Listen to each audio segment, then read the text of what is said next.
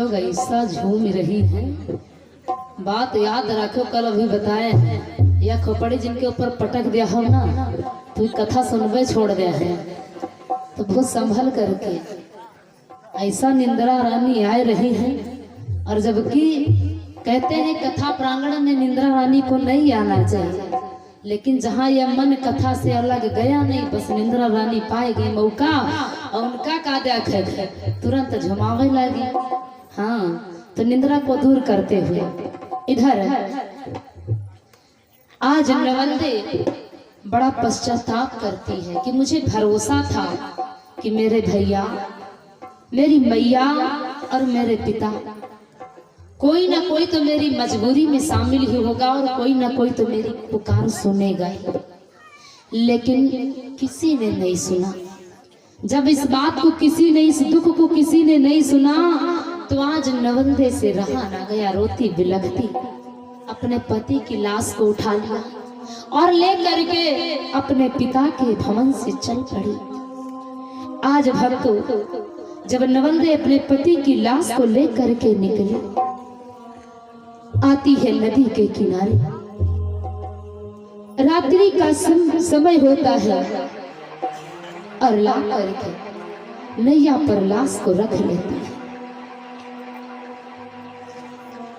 लाश को नैया पर रख करके अपने पति को लेकर के चल देती। कहाँ?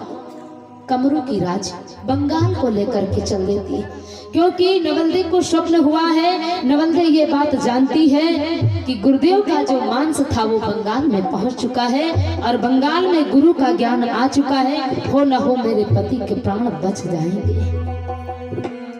आज जब ले करके नदी में चल पड़ी, नवलदे पति की लाश को जिस समय बीच धार में पहुंची, रात्रि का समय है कि जाए के पहुंची धार बीच रानी, अकेली है, लाश का सहारा है। नवलदे को जीवित पति ने मृतक पति का सहारा है। आज मृतक पति को लेकर के जब घरनई में बैठ करके अर्धरात्रि में नदी में पहुंची रानी, तो देखा क्या कि आधी रात निशासन नानी,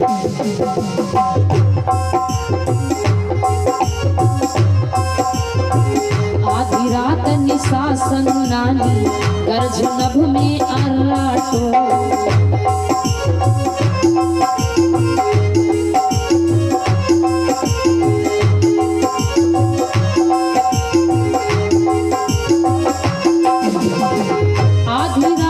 शासन नानी, गर्जो नभ में अर्राटो। ऐसे रैन कटे मेरे स्वामी, आओ प्रीतम दुख बांटो।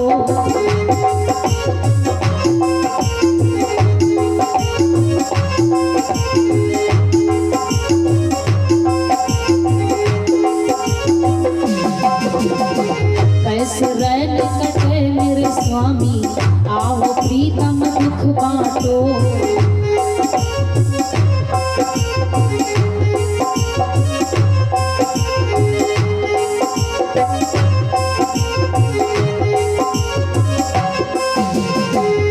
सुनाओ बात गंध न बमोए,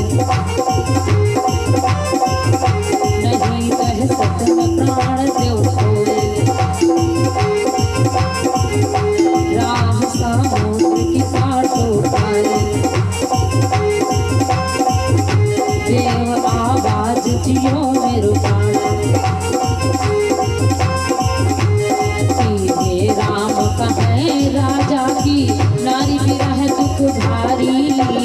आज बड़ी रहे दुख कटनी बातो।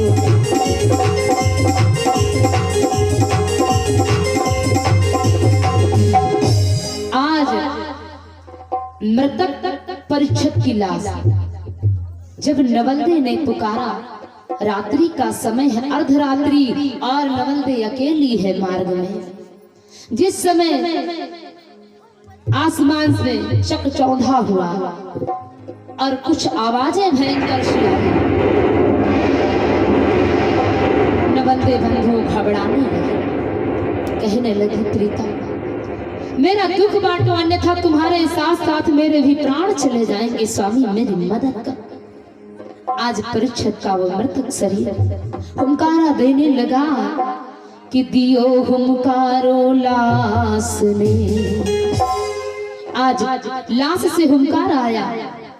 नवल्ले को विश्वास हो गया कि मेरे पति जीवित हो जाए। धीरे धीरे बंधुओं दरिया में बहते बहते वो लाश बंगाल को पहुंच जाती है, जो राजा कमरू का राज्य है। और जब वहां पर पहुंची तो बंधु रात्रि भर जागी थी, चली थी और दुख था। ऐसी परिस्थिति में कि ना सतावो नींद रानी वो मर पड़ी, ना सतावो नींद रानी वो मर पड़ी।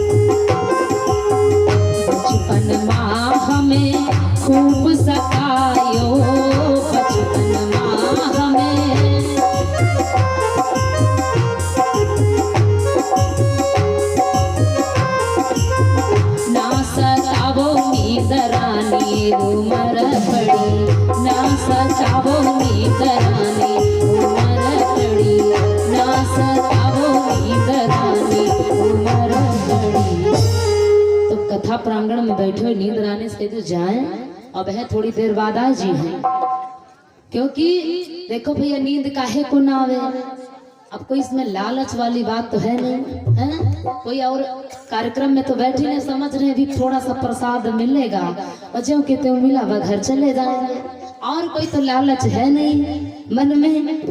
क्योंकि भाई जहाँ पर लालच होता है वहां पर कहो 4-4 रात जागे फर्क नहीं पड़ेगा, क्योंकि लालच की बात बड़ी निराली होती है। बताते हैं बात आई है तो, क्योंकि जब लालच होता मन में तो उत्साह भरा रहता। और राम कथा से भी लालच है, लेकिन ये रघुवीर की कृपा आपके ऊपर यही क्या कम है। और आप आए हैं तो कुछ ना कुछ लेकर के जरूर जाएंगे, भगवान आपको कुछ ना कुछ जरूर देंगे। लेकिन ये असर कब होगा, अभी से 7 दिन में थोड़ी ना हो जाएगा, होगा, अनुभव करके देखना। तो लालच की बात आई है तो बताते हैं।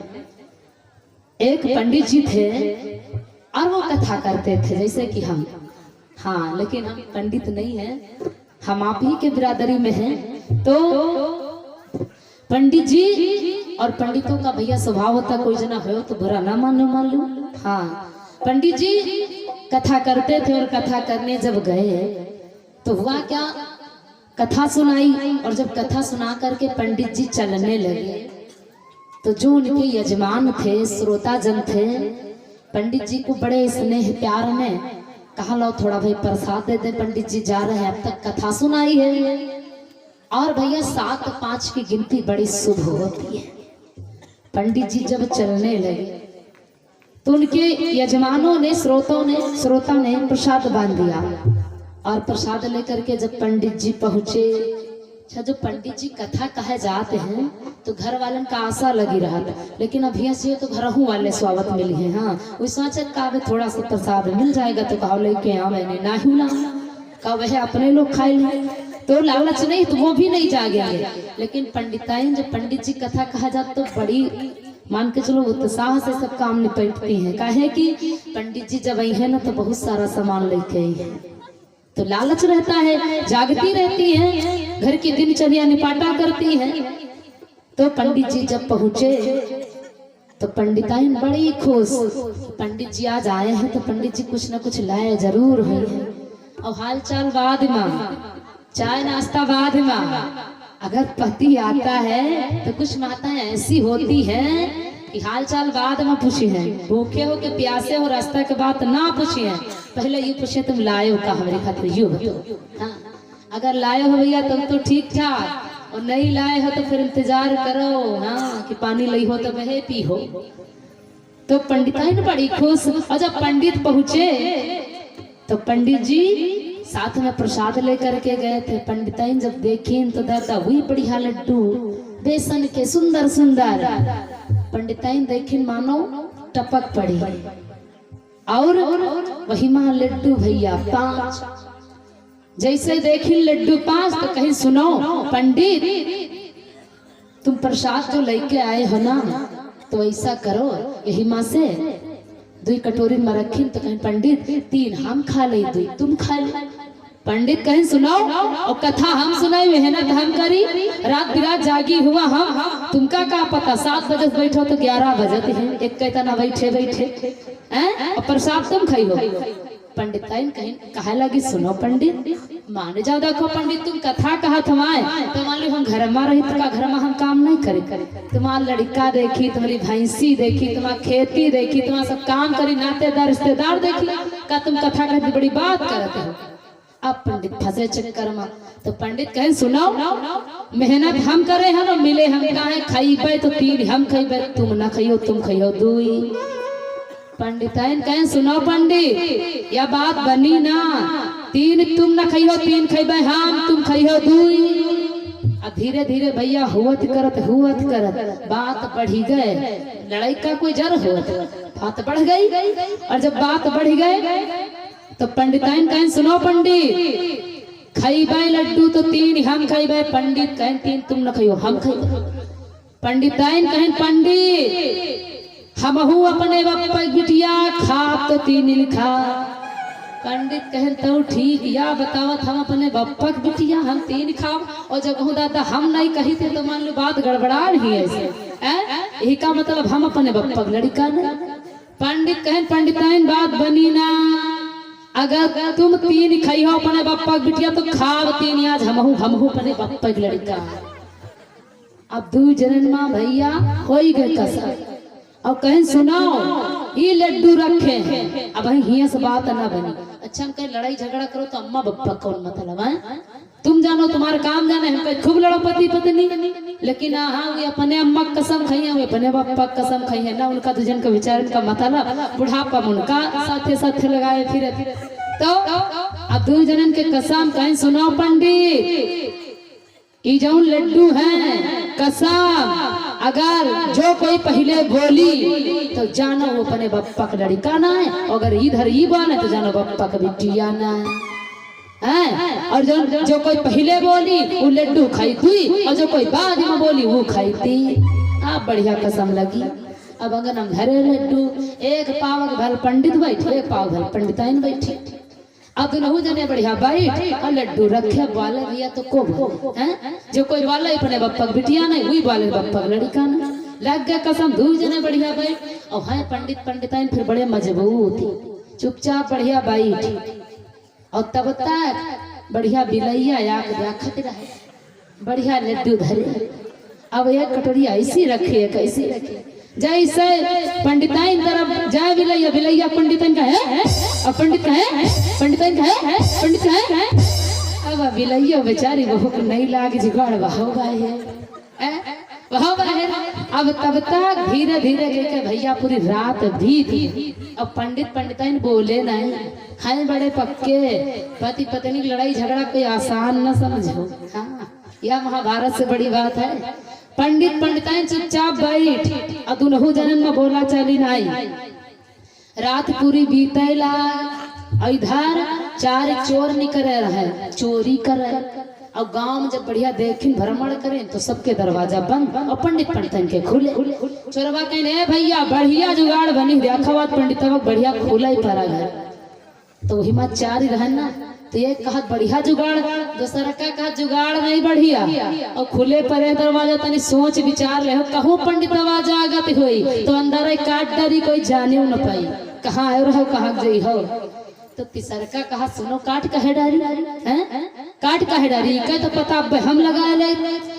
तीसरका कहा 28 भैया इतना बड़ा ईटा हैं, इतना बड़ा लिया ईटा और उठा के सब जैसे मारा, और जैसे मारा पता चली जाए, अगर जागत हुई है तो कोई जने भाई करी है, बोले भाई करी है, और 28 ईटा ये मार दी, अब जैसे मार इस पर पंडित के कान पड़ा, पंडित के खून बहे तल तल तल तल तल तल तल तल तल तल, पंडित के खून बहाए, पंडित बुआले नहीं, पंडित बुआले नहीं, पंडित बुआले तो बुआले कैसे, बुआले तो अपने बप्पा की लड़का नहीं, कसम लगी करी। पहले दिन बताएं कसम खाओ तो अपने मनमा खाओ, कोई सामने कसम ना खाओ, ना कोई बताओ कि हम कसम खाए, कसम अपने मनमा खाओ, जैसे भगवान शंकर खाए न भवानी जी से। तो पंडित बोले नहीं भैया, पूरी कनपटी फाट करी, पंडित नहीं बोले। तो चोरवा कहे सुनो, और पंडित अगर जागत होती ना तब तक बोले होती। और पंडित बोले नहीं भैया, चोर चोरी कराए, पंडित करवाए। क्या बात है, ऐसे पंडित चोर चोरी कराए, पंडित करवाए। जत्ता इनके घर में रहे, मान ली पूजावा पठावा सामान। हाँ, पंडितन के वैसे होता ही का है, पंडितन के का वह पूजा पाठ वाली सामग्री, पोथी पतरा, शालिग्राम, घंटी, घड़ियाल, बस इतना इनके सामान।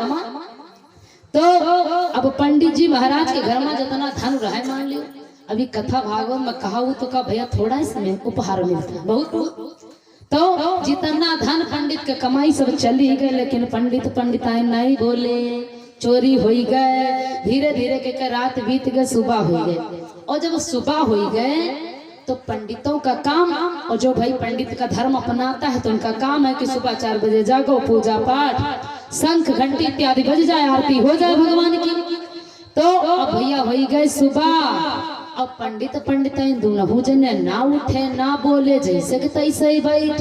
गांव वाले कहें भगवान आज पंडिताइन के का होगा, बहू नहीं जागे, रोज सवेरे तो 4 बजे जागे रहे, घंटी बाज जा रहा है, शंख बाज जा रहा है, जग भाई नहीं की। तो गांव वाले कहें चलो भाई देखा जाए। अब मोहल्ले के जो पड़ोसी रहे ना वही गए, तो देखा का एक खंभा के बल पंडित बैठ, एक खंभा के बल पंडिताइन बैठी। अब गांव वाले जब देखिन तो घोरा में हुई का जाने, कहीं पंडित चाचा, ओ पंडित चाचा बोले तो बोले कैसे है? अब घोरा पंडिताइन चाची, ओ पंडिताइन चाची नहीं बोली, कहीं हाय दैया भगवान को नहीं नीक लागाए, कत्ते नीक रहा वही दुई जने साथन देखो चले गए, भगवान को नहीं नीक लाग, दुई का दुनहु जने चले गए। अब मोहल्ला पर भैया एक जाने ने से दुई से 3 खबर फैल गई कि पंडिताइन सत्यन मरी गई। अब गांव वाले कहीं न भगवान कौनी वही से बला यही है कि 2 जनन का साथन ले गए। तो चलो भैया व्यवस्था की जाए, मान ली उनके कोई है तो भाई पंडिताइन के खातिर भैया या का व्यवस्था, या कई टिकट ही कहीं का करी हो, 2 बनाए, मान लियो पति पत्नी आई भाई कर रहे, एक बनाओ एक निपाटो, एक कफन या कई टिकट ही, वह में 2 जनन का लपेट दिन गाँव वाले। लेकिन पंडिताइन बोले नहीं। हाँ, पंडिताइन बोले नहीं, हो एक कफन में लपीट के 2 जन। जब लपीट गए तो गांव के जो मुखिया रहे ना कहीं सुनो, और हम का 5 जनन का जाए थे, गांव भर देखो न जाओ, या कोई बहुत बड़ी बला यही है जो पंडिताइन का साथन ले गए हैं। तो दादा अब जब कुछ हुआ तो 5 जनन के ऊपर वह गांव वाले के ऊपर का है। ऐसा करो हमका 5 जनन का जाए।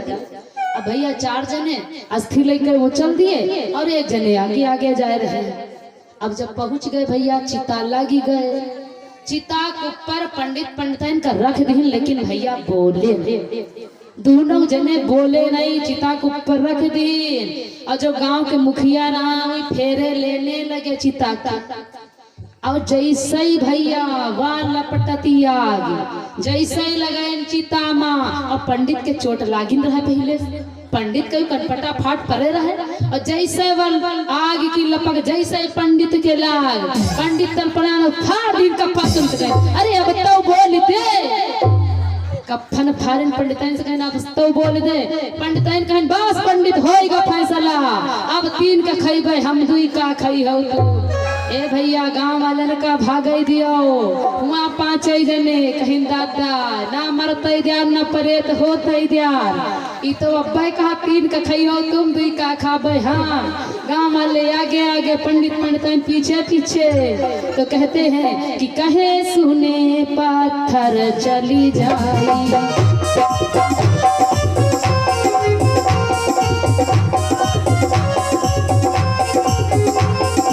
कहे सुने पत्थर चली जाई, कहे सुने पत्थर चली जाई, लोभ पाप कर बाप न जाई।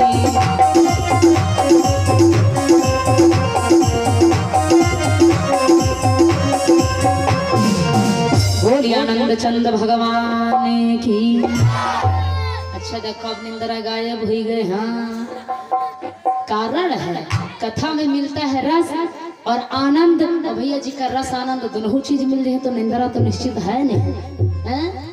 जो मन मुताबिक यदि मिल गया तो फिर निंद्रा तो निश्चित है ही, क्योंकि नींद तभी आती जब शरीर को आनंद मिलता है। अन्यथा टेबलेट भी खा करके लेटोगे नींद नहीं आएगी।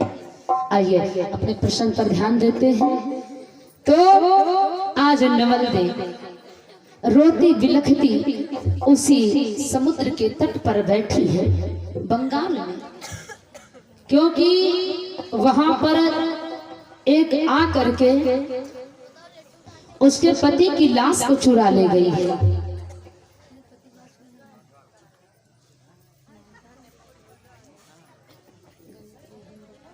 हाँ एक वो समुद्र पर कपड़ा धोने आई थी गंगोधोबन और रात का समय था। ये जागी थी, नवलदे जागी थी, जिसके कारण बंधु प्रातः के समय इसको नींद आ गई और ये सो गई। और जब गंगोधोबन आई कपड़ा धुलने के लिए तो परीक्षित की लाश को चुरा ले गई। अब जब नवलदे की आंखें खुली, नवलदे रोने लगी, विलाप करने लगी।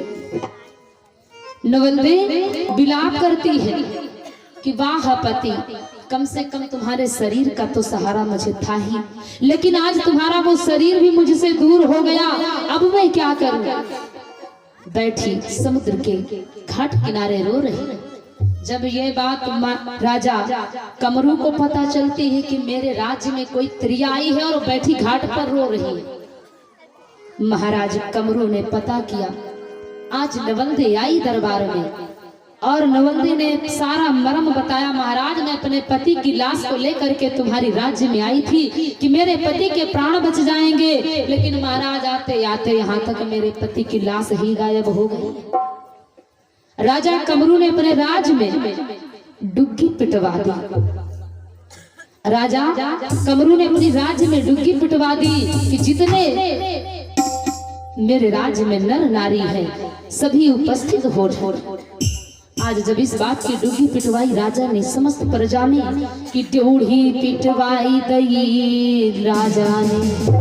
आज जब कमरू ने इस बात की आज्ञा घोषणा करवा दी राज्य में, तो कमरू की बात को मान करके कि रैयत मर्द पशु और पक्षी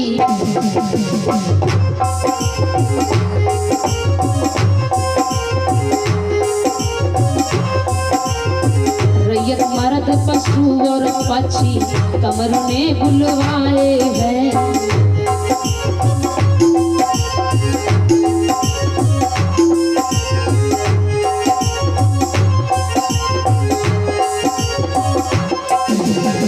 रैयत मर्द पशु और पक्षी कमरू ने बुलवाए हैं। ड्योढ़ी की यह खबर सुनत ही राजा के डिग आए हैं।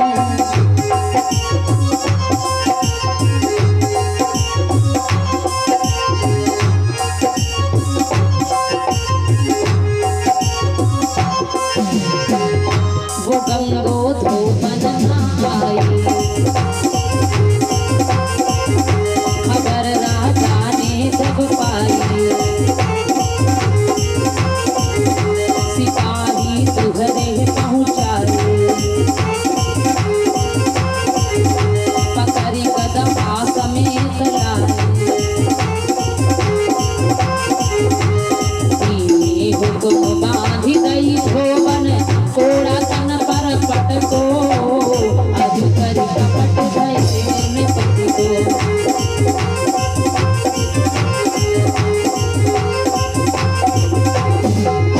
आज बंधुओं जो गंगोधोबन ने नवलदे के पति की लाश परीक्षित को चुरा लिया था, तो बंगाल में आज भी जादू है। वहां की गंगोधोबन आज परीक्षित की लाश को बंधुओं ला करके रात के समय में मनुष्य बना लेती और दिन के समय में गधा बनाती। दिन भर काम करवाती और रात में पति का आनंद लेती है। धन्य है बंगाल के लोग। आज नवलदे जब विलाप किया, कमरू ने ड्योढ़ी पिटवाई, समस्त पशु पक्षी नर नारी उपस्थित हुए दरबार में, लेकिन गंगोधोबन नहीं आई। जब गंगोधोबन नहीं आई, कमरू ने दोबारा इस बात की ड्योढ़ी पिटवाई। जब वो गंगो धो बनाई, राजा ने उसकी पिटवाई करवाई अपनी राज्यसभा में कि तुमने इस नवलदे की पति की लाश को चुराया है और कहाँ रखा है, कैसे रखा है। तब वो गंगो धोबन ने इस मर्म को साबित किया। महाराज, दिन के समय में मैं गधा बनाती हूँ, काम करवाती हूँ, रात के समय में मनुष्य। कमरू कहने लगे, जब तुम ऐसा करती हो तो इसके पति के को जीवन दान दो। आज जब कमरू ने कहा, बैठ गई गंगो धोबन बंधु अपने जादू टोना चलाने लगी कि बैठी नारी चलाए रही जादू। कमरू ने कहा, जब तुम्हें इतना पता है कि मृतक लाश को दिन में गधा बनाती हो, काम करवाती हो, कपड़े इत्यादि लाद करके धोती हो, और रात में तुम मनुष्य बनाती हो, तो इस दुखियारिन के पति के लाश, वो पति के प्राण को वापस करो। आज वो जादू चलाना प्रारंभ कर दिया राज्यसभा में। जब जादू चलाना बंधु प्रारंभ किया तो हुआ क्या कि आयो अंत जोर भयो बिसको,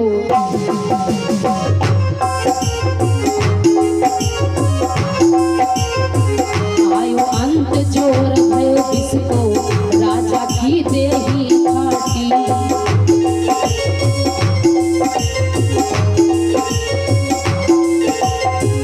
आयो अंत जोर भयो बिसको, राजा की देही फाटी।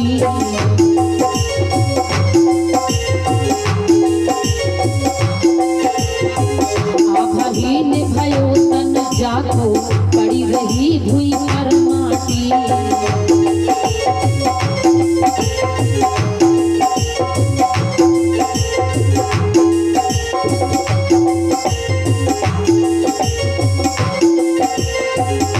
भाड़ रह गए तन पापी भयो, भरोसो किया पति अब गयो। वेदवाणी नभ की तरफ, होए तेरे पुत्र हने सब सरफ। ढूंढी ढूंढी हने सरपन को, पैदा होए जांडोटी। आज कर गयो चंद्रहीन पति को,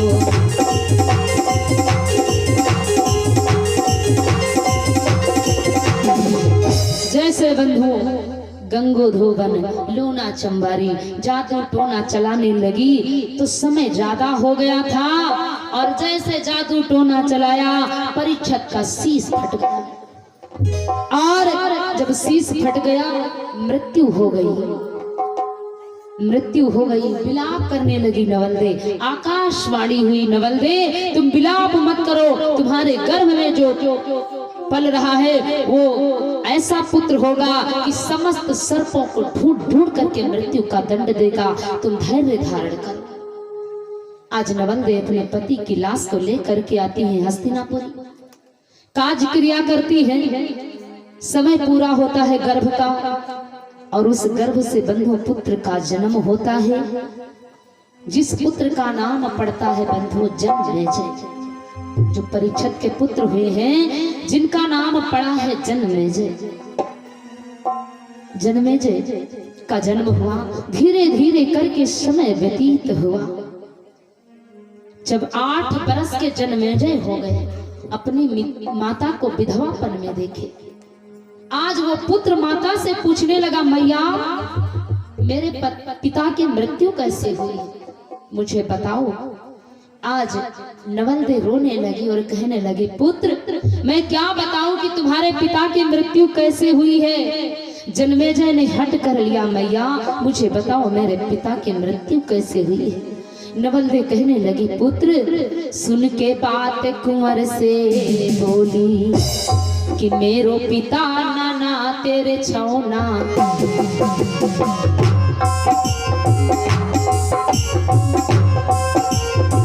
मेरो पिता नाना तेरे छौना, से सतन अब खायो है।